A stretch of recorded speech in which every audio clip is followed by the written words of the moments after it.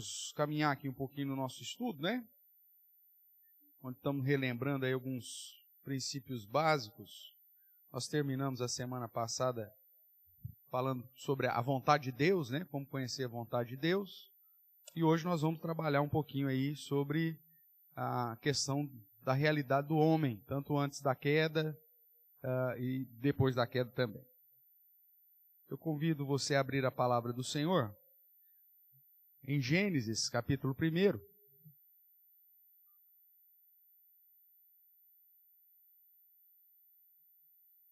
Texto que nós vamos ler aqui para pontuarmos já algumas questões.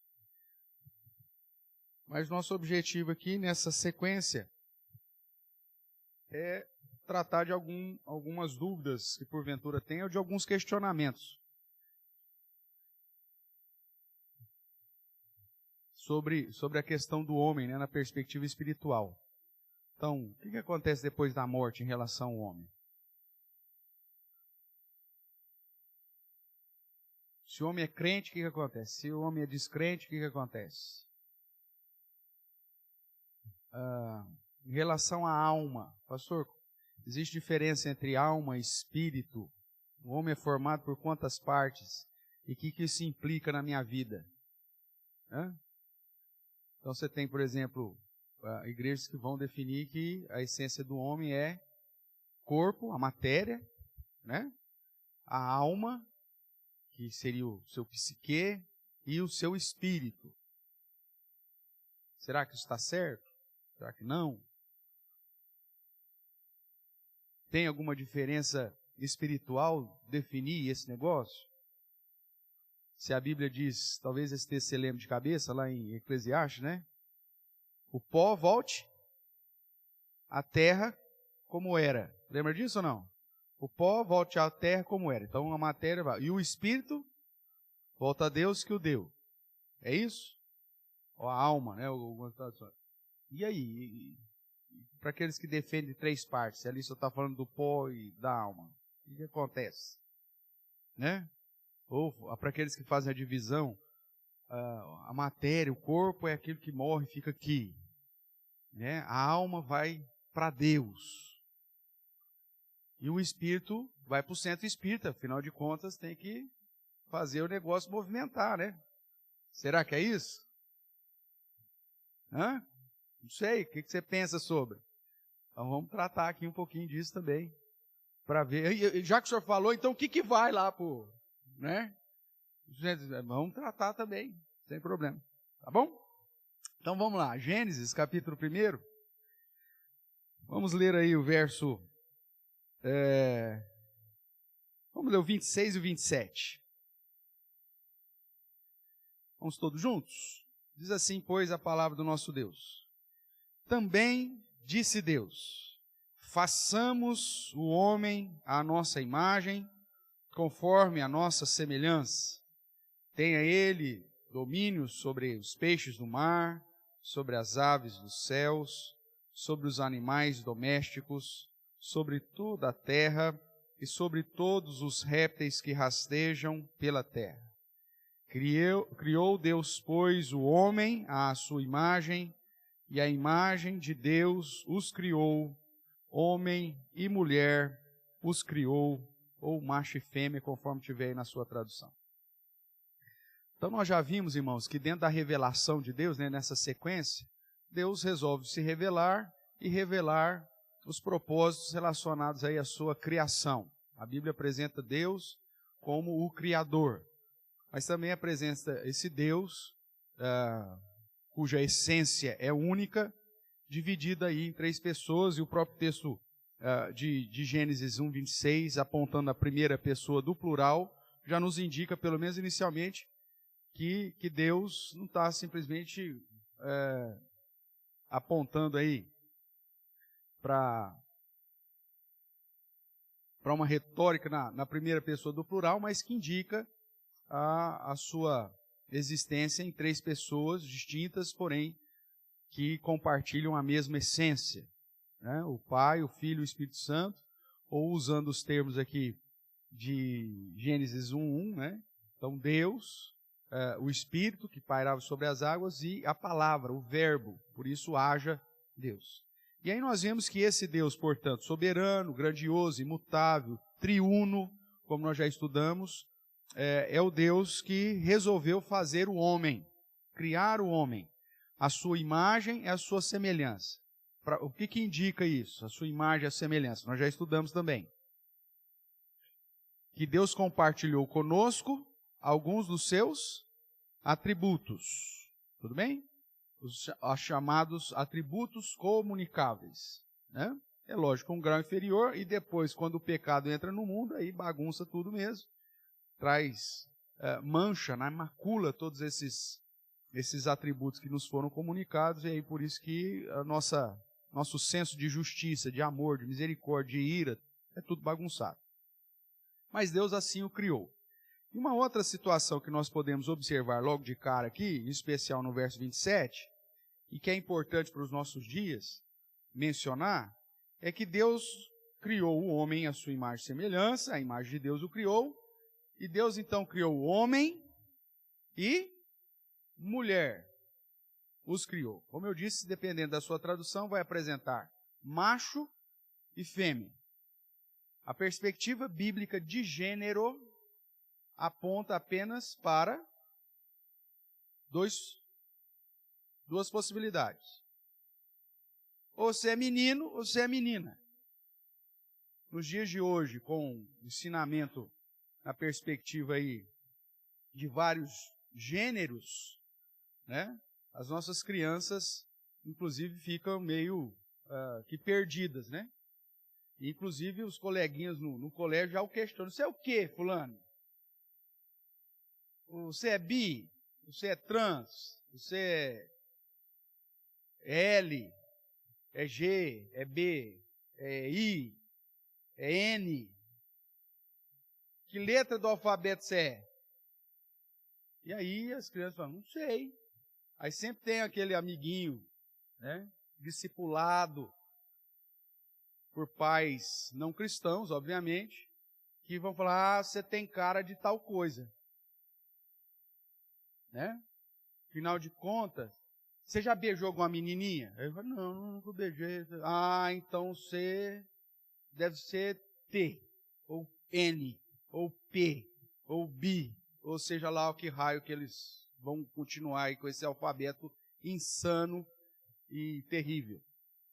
E aí as nossas crianças, que não se engane, têm curiosidades, porque todos nós passamos por esse processo e temos curiosidade em relação ao gênero diferente, né? Quando você era pequenininho lá, você puxava a fralda do primo para ver por que o dele era diferente do seu, né? Todo mundo tem uma história nesse sentido, né? Ou então, quando era pequeno, a avó cuidava dos 32 netos tudo junto, e põe todo mundo dentro do tanque para dar banho junto, menino, você tinha curiosidade. Natural. E a curiosidade é natural do homem caído.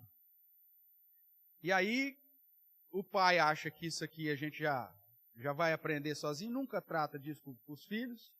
E os filhos, por conta dessas experiências da curiosidade, acabam tendo algumas experiências com um gênero diferente ou com o mesmo gênero. E aí, dependendo daquele que vai conversar com ele, fala, você já quis saber o que eu tinha dentro da minha coisa. Ah, então você é bi. Você é bi. E assim vai inculcando na cabeça dessa meninada a realidade que nós temos. Né? Sem falar nos pais que aderiram à perspectiva de que vou deixar o coração do meu filho dizer o que ele é. Né? Então, alguém chega para você e fala, nasceu o bebê. Ai, parabéns. É menino ou menina? Eu não sei. Vai decidir, né? Quando ele for grande, aí ele decide o que ele vai ser. Nós estamos chegando nesse ponto já. Né? E é uma tamanha hipocrisia da nossa cultura fazer chá de revelação.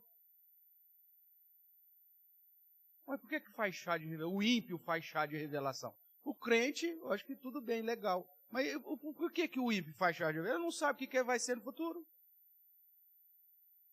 Aí tá lá o pai, felizão, chuta lá, né? Dá um soco, viu? Agora que dava um soco lá, tava explodindo o negócio. Aí o pai saiu felizão, porque era azul.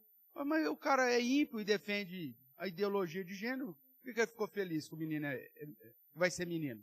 Se daqui a pouco ele que vai decidir.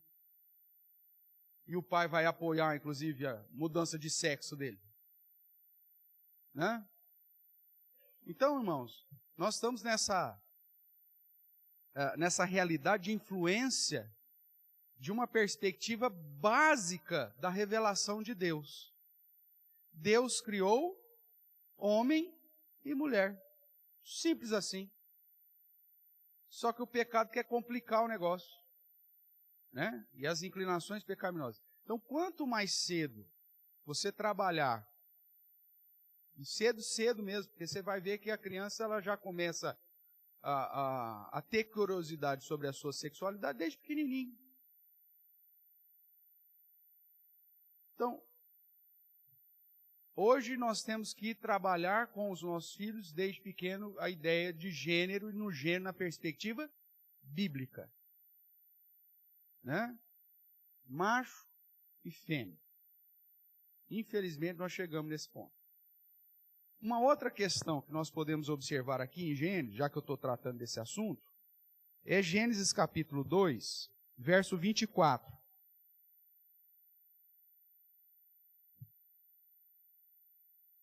E vamos aproveitar para tratar desse assunto, porque daqui a um tempo, pelo jeito do andar de carregar, vai derrubar, né? O algoritmo falou em gênero, puf, derruba, corta. Então vamos aproveitar que a gente pode ainda falar, né? Então vamos lá. Gênesis capítulo 2, verso 24. Por isso, deixa o homem, pai e mãe, e se une a quem? A sua mulher, tornando-se os dois uma só carne. Esse verso 24 de Gênesis 2 nos apresenta que além da perspectiva de gênero que Deus criou, macho e fêmea, a orientação sexual possível na perspectiva bíblica é apenas uma. Heterossexual. Um homem se unindo a uma mulher e vice-versa.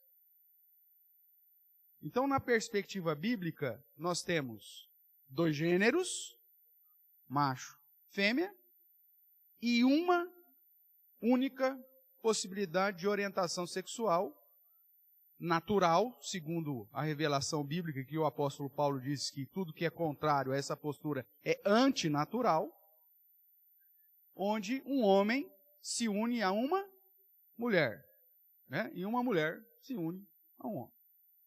Então, essa questão básica da revelação bíblica sobre o homem, que está sendo totalmente violentada nos nossos dias, né? Distorcida de uma maneira até poética, né?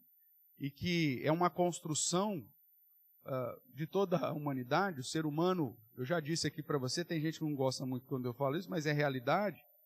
Nós nascemos, né, está zipado, a maioria deles, é verdade, mas nós nascemos com todas as práticas pecaminosas possíveis.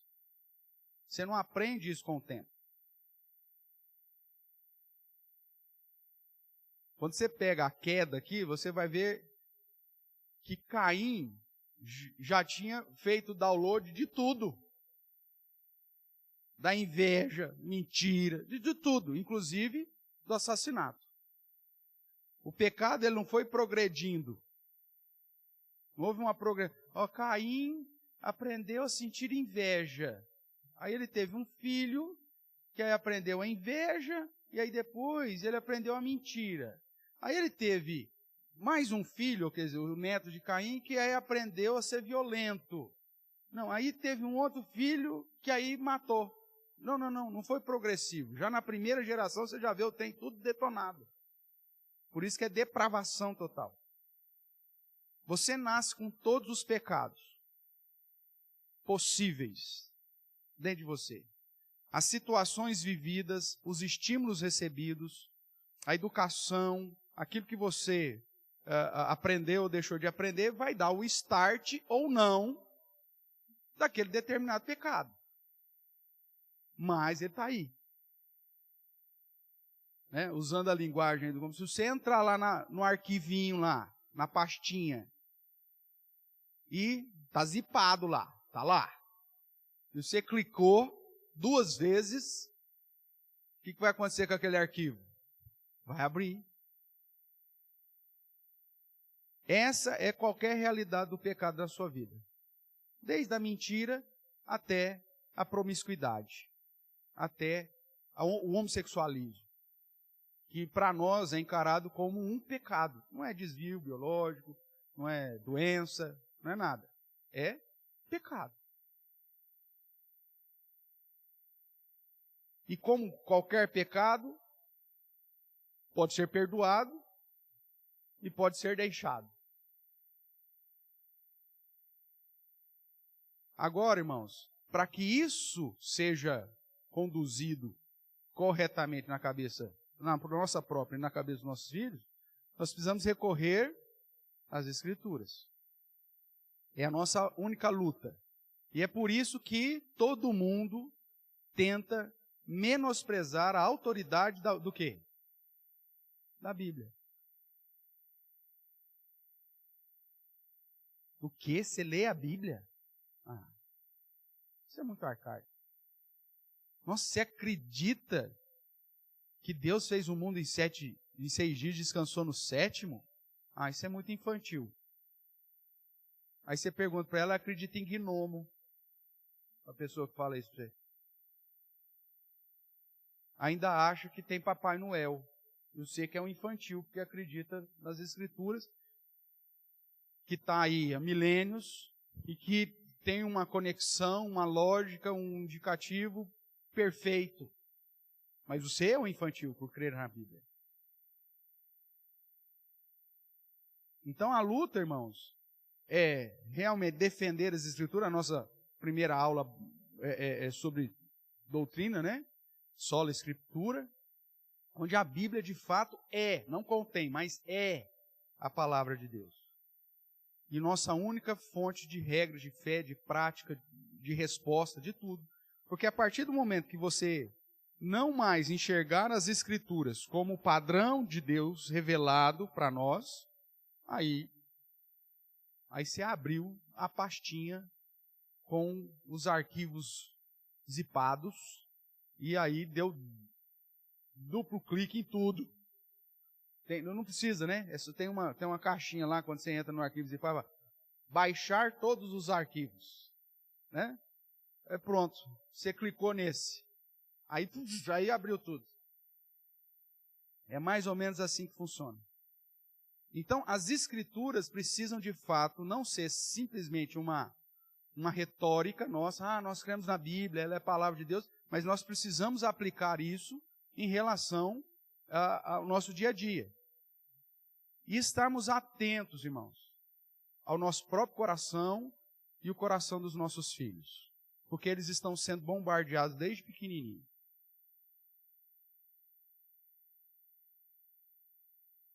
Eu sei que é uma situação um tanto complicada, mas as escolas, inclusive, você chega na escola e hoje você não encontra uma escola que tenha um padrão definido sobre a postura dela quanto à ideologia de gênero. Você chega no colégio, vai lá, senta com o diretor, ou senta com a coordenadora pedagógica e fala assim, qual que é a postura do colégio em relação à ideologia de gênero? Fala, não, nós não temos.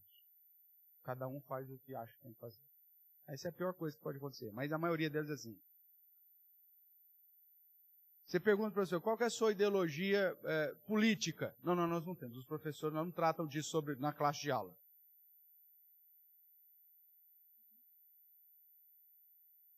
Aí você fala, tá bom. E deixa o barco rodar. Na hora que você acordar, já era. Regina.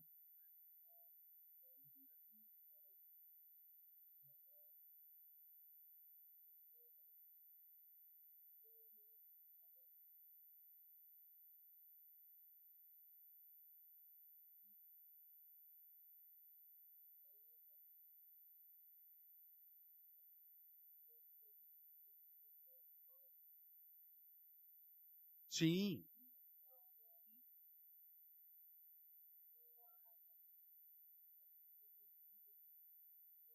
Sim. Uhum.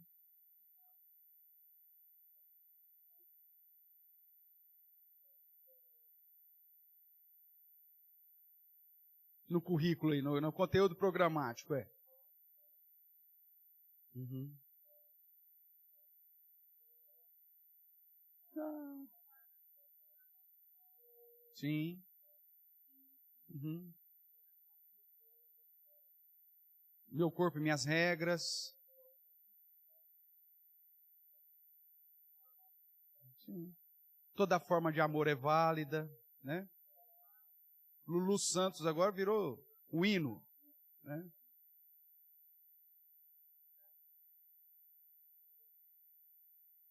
Com certeza. Infelizmente, essa é a realidade. E aí a escola faz o seguinte, ela não coloca isso no conteúdo programático, só que ela faz assim, nós vamos ter uma feira de ciências. Olha que maravilha, vai ser feira de ciência. Ah, quem que gosta? Quais são os temas propostos? Aí você vai na feira de ciência, é uma feira, na verdade, que vai tratar só de ideologia de gênero na maioria das vezes. Ou então põe lá ó, você vai falar sobre café. Café, vai tratar da plantação do café. Aí 5 grupos agora aí falando de ideologia de gênero. É mais ou menos isso.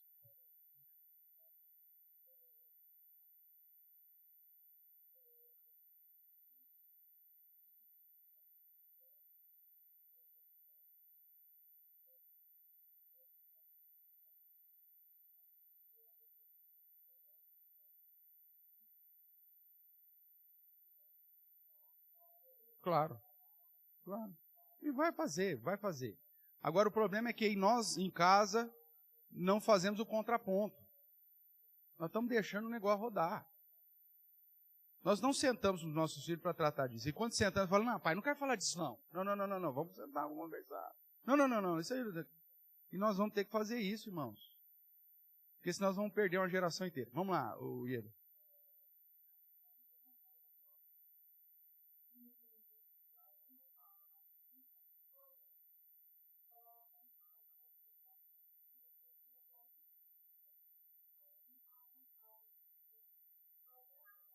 Põe saúde mental lá para dar aula.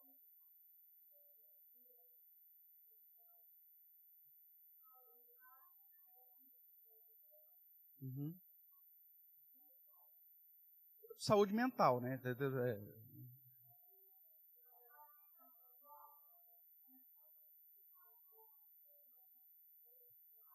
Claro.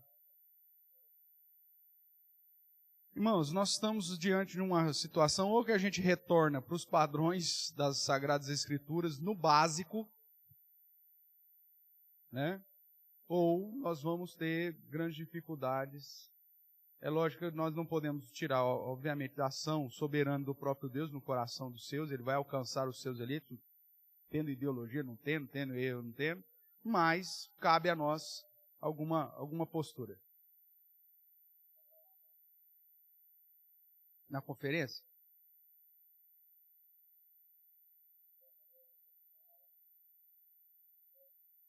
Uhum.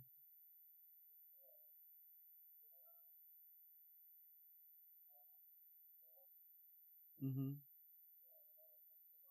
Para falar das coisas que o mundo está defendendo. Sim, sim, sim.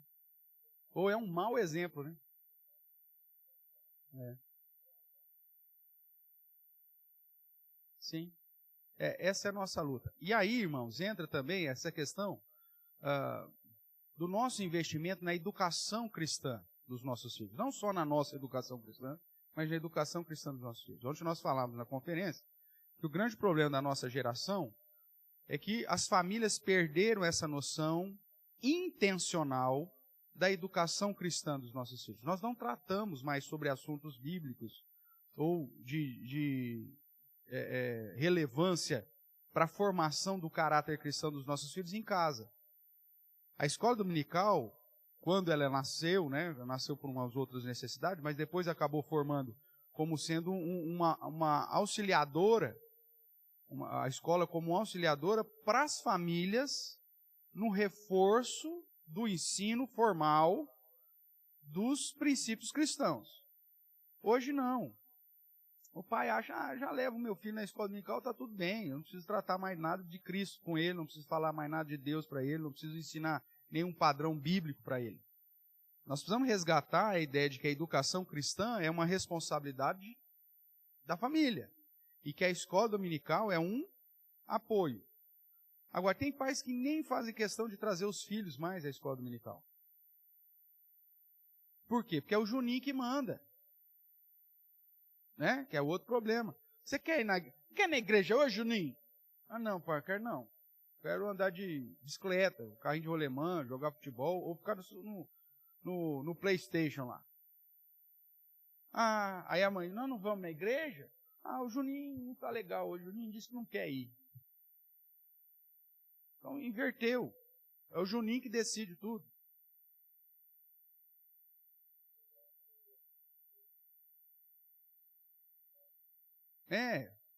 Eu vivi isso, né? Às vezes tinha atividade na igreja, uma igreja aí que eu fazia. E aí aparecia lá o adolescente depois de um tempo, aí você falou, que legal, que bom que você veio, nossa, estamos com saudade, que bom que você está aqui. Aí ele falava assim, bom nada, estou aqui porque eu estou de castigo.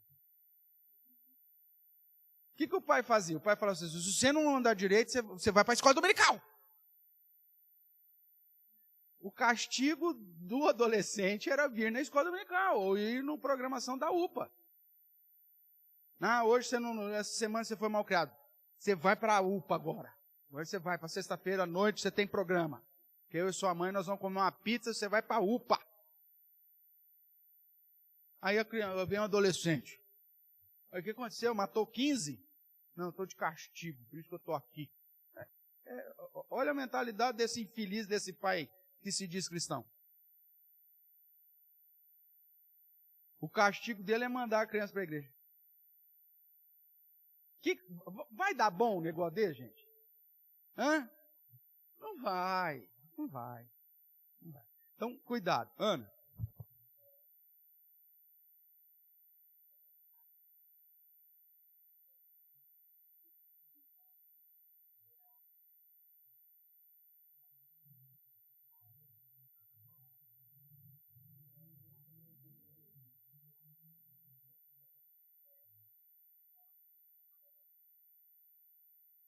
Uhum. Não, a gente não nasce pecador mesmo, é isso mesmo. Isso aí eu concordo, já nasce pecador. Agora é um aval pecador. Eu tive a oportunidade de trabalhar com aconselhamento de pessoas que estavam... Na minha experiência, todas as vezes que eu tratei do caso, é sempre uma situação aprendida. Ou pelo contexto vivido, ou até mesmo por incentivo. Né? É uma família que queria uma menina e vê um menino. Né? Ou um pai que queria um menino, vê uma menina. Sempre tem uma postura de reforço, de ensino, de tal. Que vai reforçar uma inclinação que eu já disse. Todos nós já nascemos com ela. Tá? Ou aquela situação, uma família tem muitas meninas, aí nasce um menino, e aí o garoto passa muito mais tempo com a mãe e com as irmãs do que com a figura paterna e com as atividades, né, normais aí que o homem faz. Então você tem uma série de situações que acabam simplesmente reforçando algo que já está no nosso coração.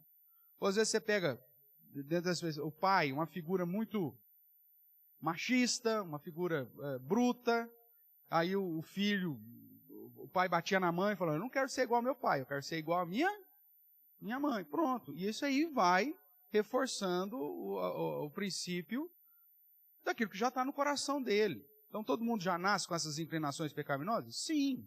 Ela não é no sentido de que fulano tem, o fulano não tem. Todos temos.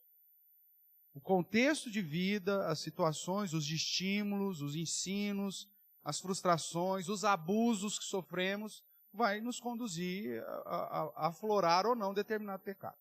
Tá bom? Mas vamos caminhar aqui, irmãos. Então, nós vemos que diante dessa situação tão caótica que estamos vivendo, afinal de contas ninguém sabe mais o que é o que, né? O único porto seguro que temos é a revelação bíblica, é aquilo que Deus revelou. E nós já temos experimentado isso em outras áreas, que uma vez que Deus nos revelou determinado assunto, a melhor coisa que nós podemos fazer é abraçar aquilo que Deus revelou. Então, nesse caso específico do gênero ou da orientação sexual, se Deus já nos revelou o padrão que Ele criou e a orientação que Ele coloca como sendo natural, quanto mais distante nós estivermos disso, pior. Nós vamos colher as consequências disso. Então, nós precisamos entender, e por que a ideologia de gênero tem um campo tão fértil nos nossos dias? Porque, primeiro, você já tirou a Bíblia do contexto de um país cristão. A Bíblia já não faz parte mais. E aí o segundo passo que foi dado, uma vez que você tira a Bíblia, é tirar Deus da história das pessoas. A falta de temor a um Deus criador me conduz a seguir o meu próprio coração. As pessoas não temem mais ao Senhor no sentido de ter medo, mas no sentido de reverenciá-lo. As pessoas não se importam mais.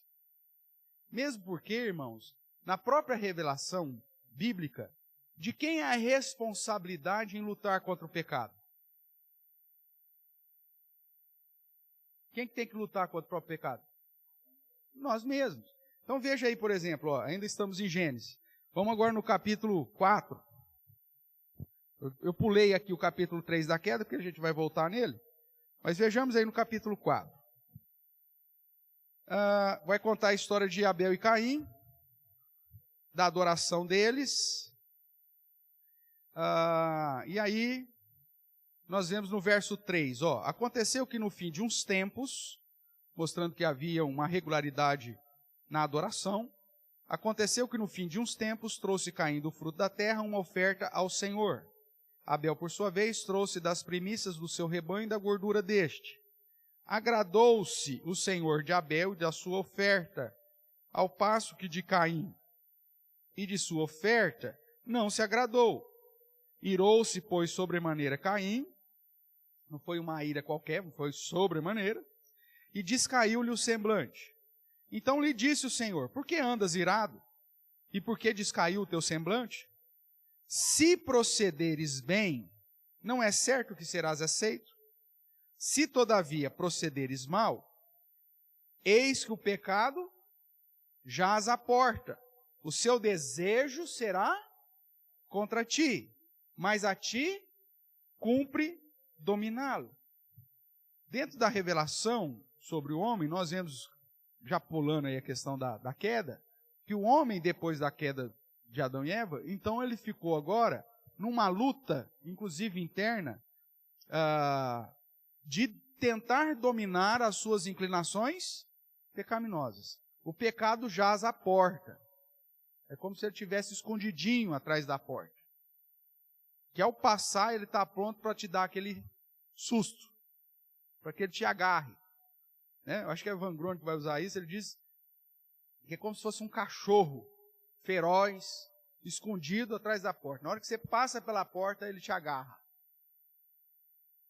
E o seu desejo, ou seja, a minha responsabilidade, segundo a revelação de Deus, é lutar contra esse pecado.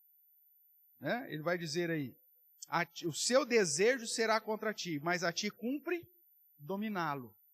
Então tem muita gente que, na luta contra o pecado, joga a responsabilidade de vencer o pecado em Deus. Talvez você já até tenha feito isso. Senhor, me ajude a não fazer tal coisa, Senhor. Senhor, eu te imploro, Senhor, eu não quero fazer tal coisa. Eu não quero pecar mais nesse sentido. Aí você vai lá no outro dia e peca. Você fala, pô, Senhor, eu pedi tanto. Mas o desejo é contra mim. E eu preciso dominá-lo. É uma responsabilidade minha.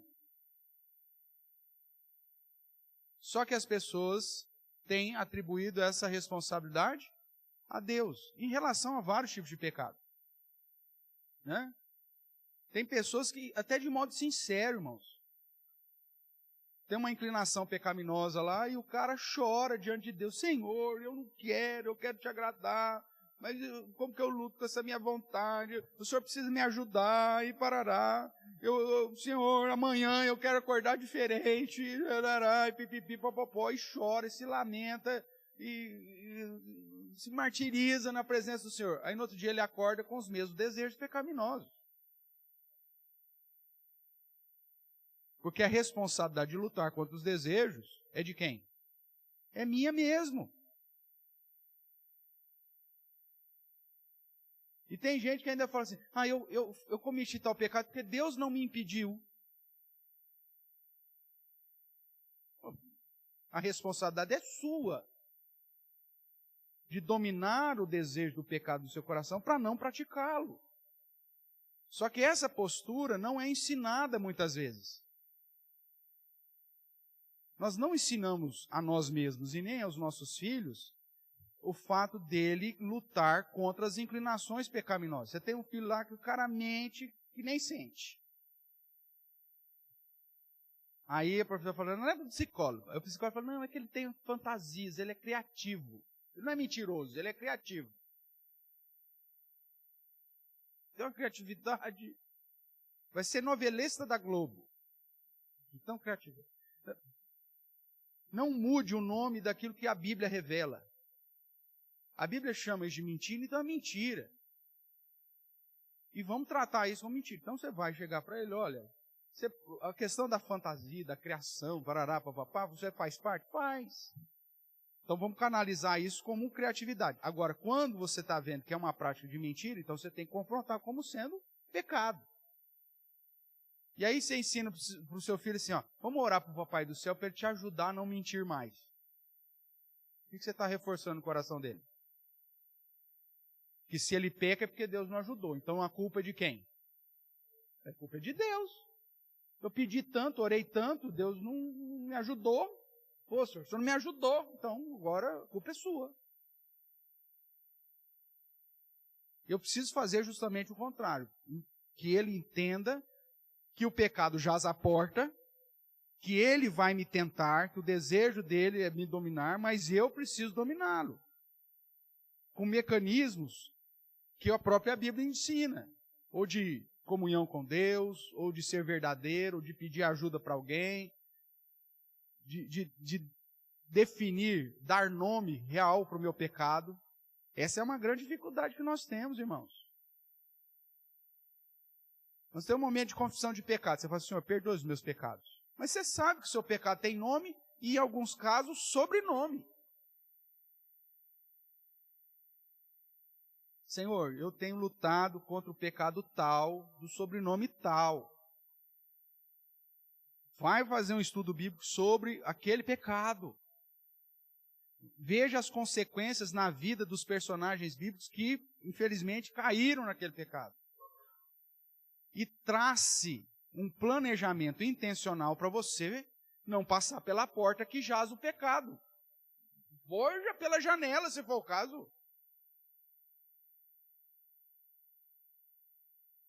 O cara tem lá uma inclinação para bebida. Viveu no alcoolismo. Aí ele sai do emprego e passa todo dia na rua que tem o boteco que ele frequentou por tantos anos. O que vai acontecer mais dia, menos dia? Ele vai entrar no boteco. Alguém vai, ô fulano, chega aí, cara. E ele vai cair. Fuja da aparência do mal, não é assim que a Bíblia diz? Olha, ande mais se for preciso. Dê a volta no quarteirão se for preciso. Mas não vai na porta que você sabe que o pecado está lá de prontidão para te agarrar. Nós precisamos ter essa inteligência espiritual. O cara tem, sei lá problema com adultério.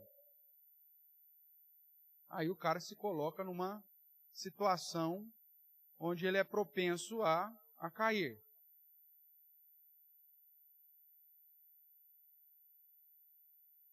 Chama a diarista lá, no dia que ele está de folga em casa. Hã? Aí fica ele, a diarista sozinha, a esposa saiu para trabalhar e fica o cara lá. Aí depois, eu pedi tanto para Deus não deixar eu fazer mais isso. A culpa é de Deus, então. Eu tenho lá uma inclinação homoafetiva. Pelo padrão bíblico, é uma prática pecaminosa. Mas que todo mundo diga que não. Aí, o que eu vou fazer? Vou procurar um personal trainer. Eu preciso cuidar da minha saúde. Você vai na academia? Não, ele vem em casa, pastor. Olha, é um amor. Carinhoso com a gente. Mas eu pedi para Deus me ajudar. Eu passei a noite inteira abraçado à Bíblia, pastor, para não cair mais nesse pecado. Meu amigo, a responsabilidade é sua. A ti cumpre dominá-lo. E aí você vai para o padrão do Novo Testamento, Paulo fala em alguns momentos, foge da impureza.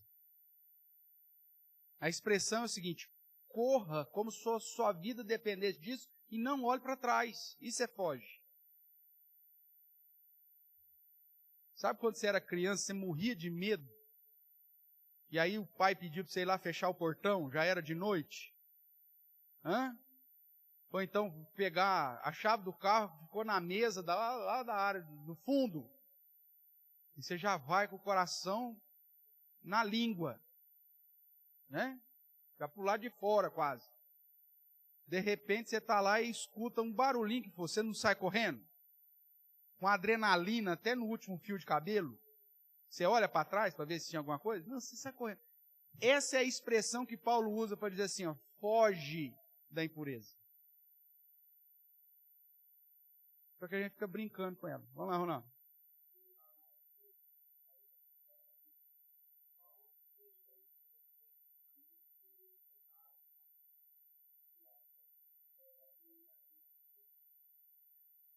Tá.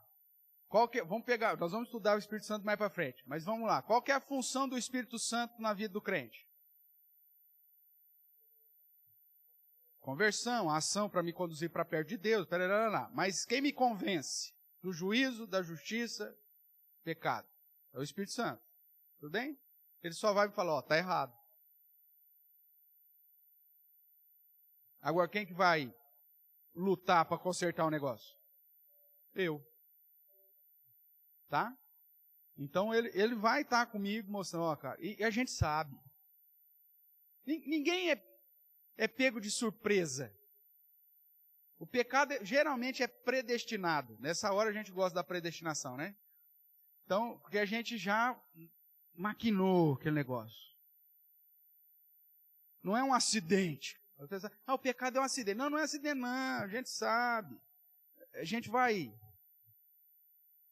conduzindo o negócio.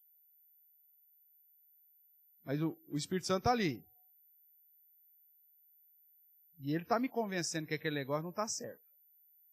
Essa é a tarefa. Agora, quem vai lutar com o cachorro que jaz à porta aqui? Sou eu, cara. É eu que vou ter, é minha responsabilidade. A ti cumpre dominá-lo. O Espírito Santo vai fazer como Deus fez com Caim aqui. Você sabe, está lá, jaz à porta. Ele vai te indicar, ele vai te mostrar, ele vai te convencer de que aquele negócio não está certo. Agora, quem vai ter que brigar com o cachorro aqui vai ser você. Então, está ali junto? Está junto, caminhando. Agora, o Espírito Santo, ele não vai fazer aquilo que é sua responsabilidade. E não só para coisa ruim, para coisa boa também. Às vezes o Espírito Santo nos conduz a olhar para uma pessoa e falar assim, nossa, aquela pessoa parece que ela não está bem, acho que eu deveria ir lá falar com ela, orar com ela, evangelizá-la. Espírito Santo, mas quem que tem que fazer? Você. Mesmo ele te dando todo o indicativo do discernimento espiritual para que você entenda uma realidade. Se você não for e colocar em prática aquilo que está sendo discernido espiritualmente para você, você não faz. A responsabilidade é sua. Tanto para a parte boa como para a parte ruim. Vamos lá, menino.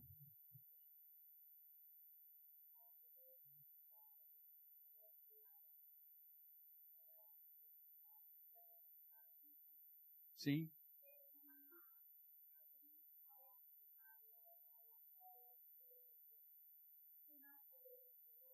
Ele treinou. Claro.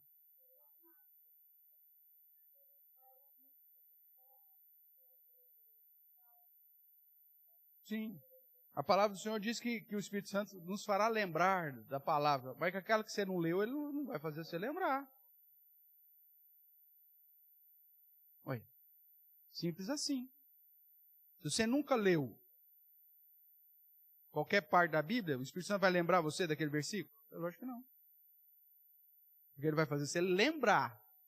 E a lembrança pressupõe que você já viu pelo menos alguma vez. Né? Se você nunca viu, não tem como lembrar. Por exemplo, Igor, você lembra daquele dia que nós andamos de bicicleta juntos? Porque nós nunca andamos. Simples assim. Então como que você vai lembrar do negócio que você nunca viu, nunca viveu? Não tem como, tá bom? Mas vamos lá então. Então, diante dessa realidade, como que surgiu o homem? Né, na perspectiva aí bíblica. Nós vamos ter um conflito da ciência versus o registro bíblico. Né?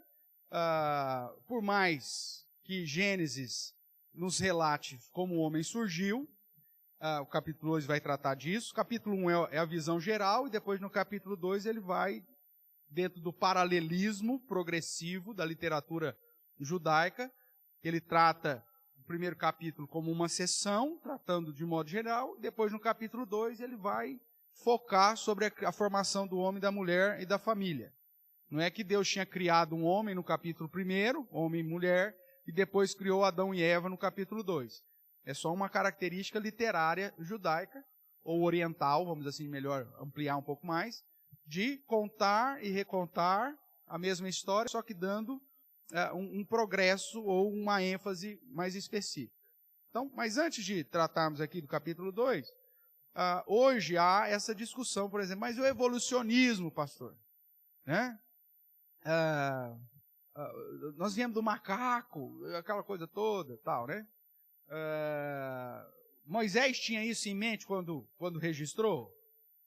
Não, o problema de Moisés era trazer uma resposta para o povo de Israel das crenças egípcias, que acreditavam em vários deuses, politeístas, Deus Sol, Deus não sei o quê, Deus não sei papapá. Então o objetivo principal de Moisés, dentro da revelação para aqueles primeiros destinatários, era trazer uma resposta de que ao invés de tantos deuses que eles estavam recebendo de influência lá no Egito, só existia um. E que esse foi o Criador de todas as coisas. Agora, quando nós olhamos para a nossa realidade, onde nós temos esse conflito e esse confronto da ciência e da religião, muitas vezes as pessoas são tentadas a pegar Gênesis e tentar dar uma arrumadinha para torná-lo mais harmônico com a questão da ciência. Então a ciência vai dizer que o mundo foi criado em bilhões e bilhões de anos. E aí então as pessoas pegam assim, Deus criou o mundo em 6 dias. Mas a Bíblia diz que para Deus um dia é igual a 1000 anos. Só que isso é lá na perspectiva poética, primeiramente, que é apresentado. Depois Pedro vai usar essa mesma perspectiva poética de um cântico, né? E o cântico, ele justamente me permite essas expressões poéticas, que não necessariamente são literais, mas apesar de Pedro depois utilizar isso lá na frente, mas a ideia é que nunca está tratando da criação. Só que aí alguns são tentados a usar, não, é que no primeiro dia foi uns 3 bilhões. Aí o segundo dia, mas não sei quantos bilhões de anos. Não, a Bíblia não apresenta assim. a Bíblia apresenta 6 dias de 24 horas.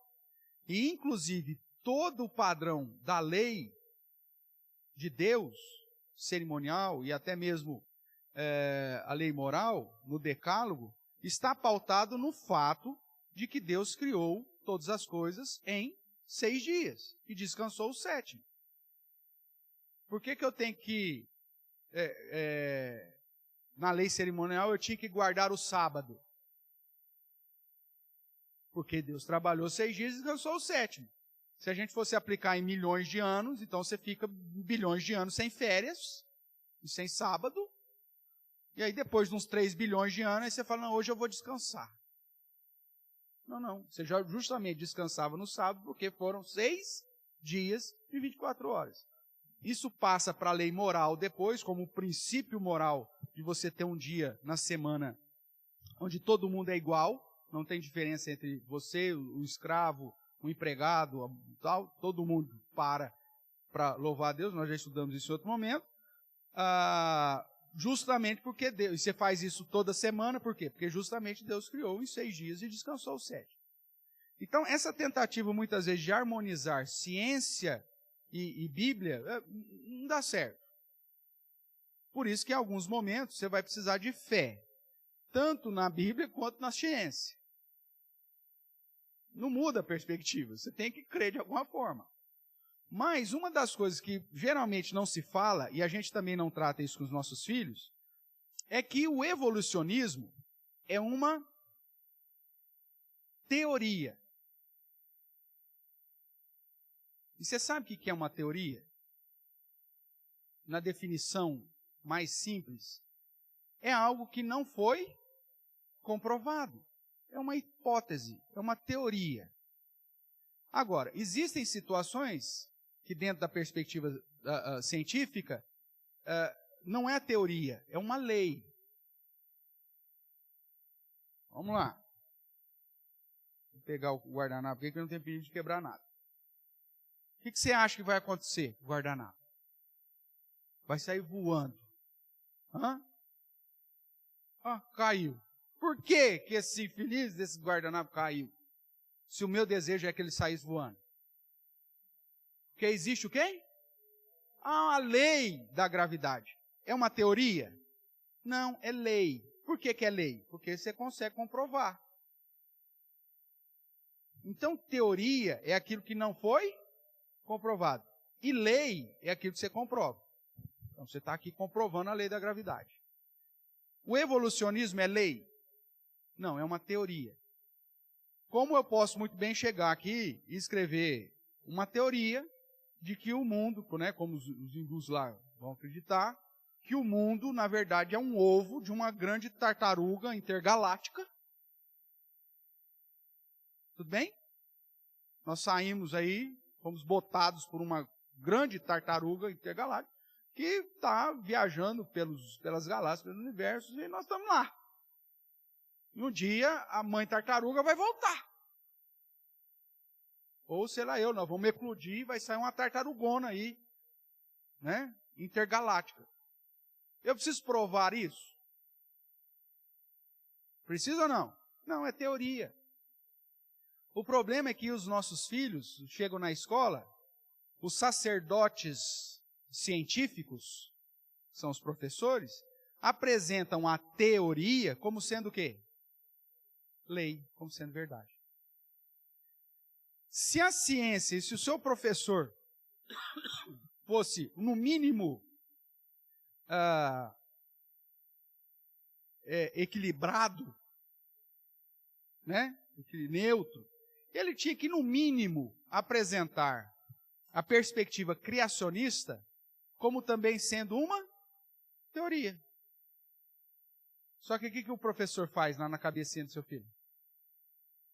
Ele fala assim, não, o mundo foi criado uma grande explosão, aí houve um esfriamento do universo, e porque se explode, aquece, aí começa a esfriar o universo, e aí foi formando, e aí então, foi formando gases, esses gases se tornaram líquidos, aí desses líquidos partículas, não sei o quê, aí você nasceu como uma ameba primeiro, Aí foi fazendo lá um processo, que nós não sabemos muito bem. E essa é a verdade. E tem gente que acredita que Deus criou o mundo em 6 dias. Oh, idiotas. É assim que ele vai ensinar para o seu filho.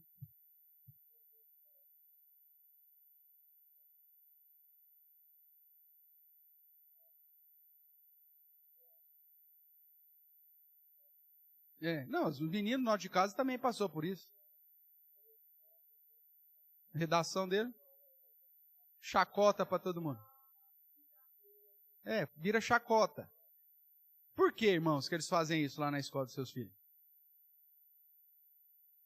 Faz parte, obviamente, de um grande projeto para tirar a Bíblia ou tirar a autoridade da Bíblia sobre o coraçãozinho do seu filho, obviamente. Quem quer ser o toioba da escola que acredita que Deus criou o mundo? Que aí você tem lá o Juninho Nerd. Tem o Juninho Nerd, que aí ele chega e fala o nome de todas as galáxias. Com 5 anos de idade ele fala todas as galáxias, ele fala todos os processos, não sei do quê, porque o planeta não sei das quantas, e fala o nome de todo mundo que definiu lá que a criação, que a existência do mundo veio da explosão. Aí o seu filho fala, não, eu só acredito em Deus que criou o céu e a terra. Aí todo mundo, pronto, acabou.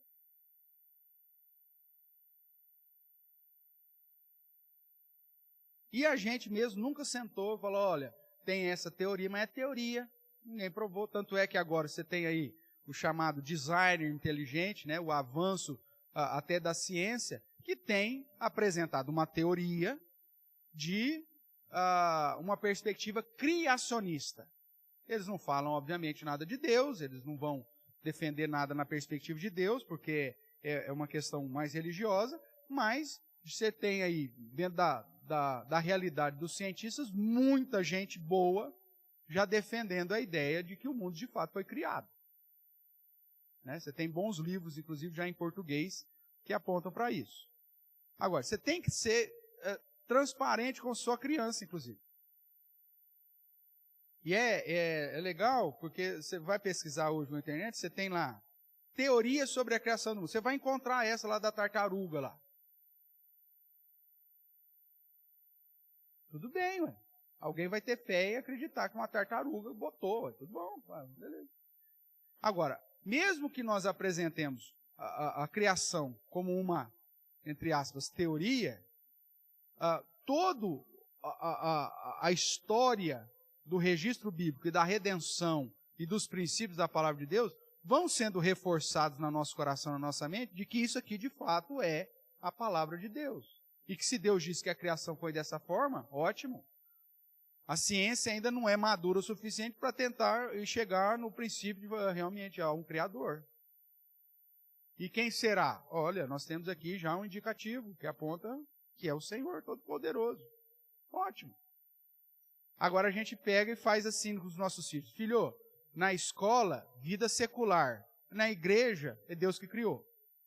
Não existe isso na perspectiva protestante. Diferença entre vida secular e vida religiosa, sacra. Aí acontece como o Andy. Aí chega na escola, ele apresenta lá uma redação, ou seja lá o que for, uma resposta, né, como surgiu. Ele pode, dentro da liberdade que lhe cabe, ele poderia, olha, dentro da visão cientificista, do cientista, a teoria é tal. E dentro da visão minha, é tal, criacionista. E o professor, se fosse um cara sensato, né, e no mínimo eticamente correto, o que ele teria que fazer com uma resposta dessa? Considerar certo, mas tudo bem, meu amigo. E não fazer com que o seu filho passe vergonha diante da classe como se fosse um imbecil. Só que o seu filho sofre isso lá porque você também não participa da vida dele lá.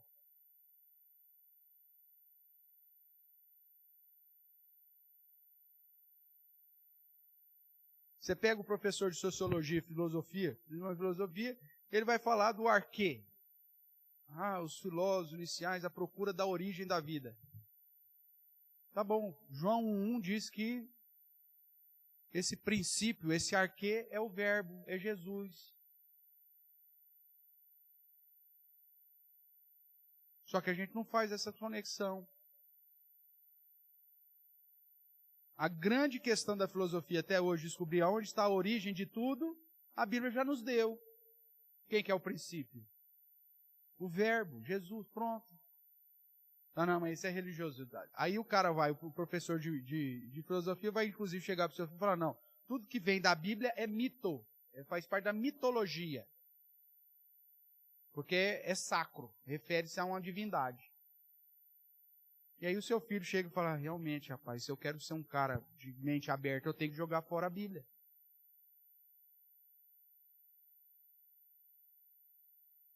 E dali a pouco você começa a ver que o seu filho já não tem mais interesse pelas coisas de Deus. E aí, sabe o que você faz? Fala para mim o que você faz. Você ora. Senhor, me ajude o meu filho a aprender das coisas de ti. De quem que é a responsabilidade? É sua. Deus já falou para você desde o começo. Inculca. Ande, seja exemplo para ele no andar, no caminhar, no levantar, no sentar, tarará. Mas fala, ai, Senhor, traga o meu filho de volta para ti. Aí você não cumpriu a sua parte, Zé Ruela. E aí a culpa é de Deus agora. A luta contra o pecado é responsabilidade minha e sua. E o discipulado, a educação cristã na vida dos seus filhos é responsabilidade de quem? Minha e sua. Minha sobre meus filhos e sua sobre os seus. É a história de Moisés diante do Mar Vermelho. Mar Vermelho na frente. Exército de Egito atrás. O que ele faz? Ora. Aí qual que é a resposta de Deus? Por que você está orando? Eu não te mandei? Marcha, minha filha. Marcha. Cumpra aquilo que eu já te mandei. Só que a gente, dentro desse paradigma, joga a culpa em Deus, porque o Senhor não me ajudou. O Senhor não livrou o Juninho. Mas quem que tinha que ensinar o Juninho, inculcar no Juninho, andar com o Juninho, martelar na cabeça do Juninho o que é certo e o que é errado é quem? Eu como pai. Eu como mãe. Pronto, acabou. Não jogue para Deus a responsabilidade que é sua. Desde o entendimento daquilo que a Bíblia diz. E tem pai que ainda sabota, né? Que é aquele que eu te falei que trata a ideia do secular e do sacro. Não, filho, isso aqui é o seguinte, a Bíblia diz, mas isso aqui você não considera muito não, vamos para a ciência. Não, é sabotagem, cara. Você está pondo fogo na própria casa. Então, cuidado. Para a gente caminhar aí,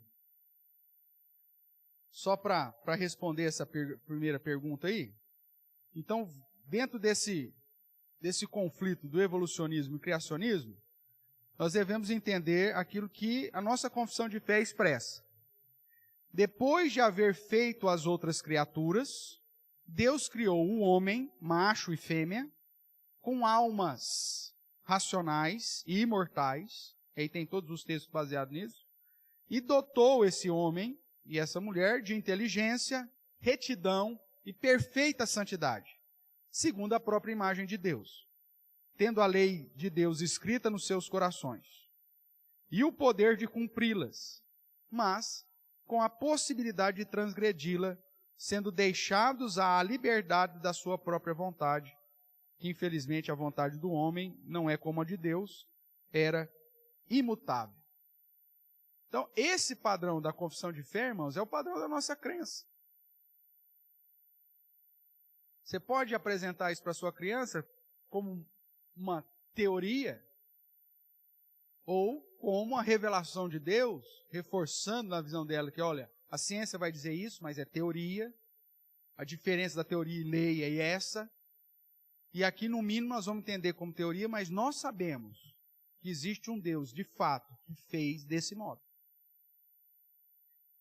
E aí, na sequência dos nossos estudos aqui, se Deus assim permitir, nós vamos começar a trabalhar com essas declarações. Então, nós vamos hoje definimos que foi macho e fêmea, que é assim que a Bíblia diz, só 2 gêneros, uma orientação sexual, heterossexualismo, ponto. Com almas racionais. Então, nós vamos definir essa essência, então, que é alma, o que não é, como identificar e tudo mais. A ideia do livre-arbítrio, que é colocado lá, que Deus deu a eles a liberdade, né, o poder de cumpri-los, mas com a liberdade, segundo a sua própria vontade, de transgredi-la. E que Deus dotou esse homem de inteligência, retidão, perfeita santidade. Isso aqui antes da queda. Então, semana que vem, se Deus permitir, nós vamos trabalhar com esses pontos, a questão da alma, a questão do livre-arbítrio, né, e da responsabilidade humana, que nós já mencionamos alguma coisa hoje também. Só para deixar aí um gostinho, né, a gente já trabalhou isso em outro tempo, mas um gostinho aí, uma das grandes dificuldades para depois entender sobre a salvação é a definição ainda sobre o livre-arbítrio. Né? Eu tenho livre-arbítrio? Não tenho. Se tenho, é limitado? Não é. Ele é pleno. Né? Então, semana que vem, se Deus permitir, a gente trabalha um pouquinho com isso. O que eu quero que você saia daqui hoje, irmãos, é ciente de que nós estamos enfrentando uma luta extremamente pesada com esse mundo, que tenta menosprezar a Deus e a sua palavra, inculcando, em especial, no coração da sua criança, de que a Bíblia não é a palavra de Deus. E que existem outras possibilidades que para eles são verdade absoluta e que a verdade absoluta que a Bíblia diz, ela deveria ser descartada. Não só no sentido de que existe um Criador, mas também que não existe essa ideia binária, macho e fêmea. E que a orientação sexual é de acordo com o seu coração e não de acordo com aquilo que Deus planejou desde a eternidade. Então, que você esteja atento, que essa aula inicial sirva aí para que você reflita em alguns princípios e, debaixo do cuidado do Senhor, assuma a responsabilidade de lutar contra o seu próprio pecado e de auxiliar, né, dar as ferramentas corretas aí, principalmente para os seus filhos, aqueles que têm filhos, netos e tudo mais, para que eles possam lutar e dominar com o desejo do pecado que é contra todos nós. Alguma pergunta a mais, irmãos? A luta é fácil, irmãos? Não, não é. Por isso que a gente tem que estar vigilante o tempo todo. Porque senão a gente perde. Você piscou, já era. Os aliados de Satanás não dormem. Invista na educação cristã sua e dos seus filhos. Que Deus assim nos abençoe. Amém.